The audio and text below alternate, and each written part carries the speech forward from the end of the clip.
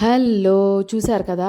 గుమగుమలాడిపోతుంది. మీకు వాసన రాదు గానీ, టేస్ట్ మాత్రం యమ్మీగా ఉంది. మునక్కాడ పచ్చడి పట్టాననమాట. చూసారు కదా! చాలా పెద్ద మునక్కాడలు దొరికినాయి ఫ్రెష్‌వి. ఓకేనా? వాటితోటి పచ్చడే పెట్టగలం. ఎందుకంటే అంత అంత బావున్నాయి అవి.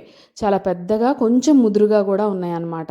సో, దీనికోసం నేను చింతపండు గుజ్జు, దాంతో పాటు కారం, ఉప్పు, ఆవాలు, మెంతులు పౌడరు ఇవి రెడీగా పెట్టేసుకున్నాను, వెల్లుల్లిపాయలు.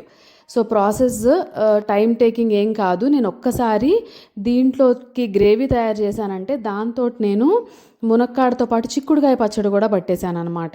సో ఈ డీటెయిల్స్ అన్నీ నేను పెద్ద వీడియోలో పెట్టేస్తాను. ఖచ్చితంగా చూడండి, ట్రై చేయండి. అండ్ తప్పకుండా మన ఛానల్ని please do like, share and subscribe. చాలా టేస్టీగా ఉంది, నచ్చుతుందనే అనుకుంటున్నాను మీ అందరికీ.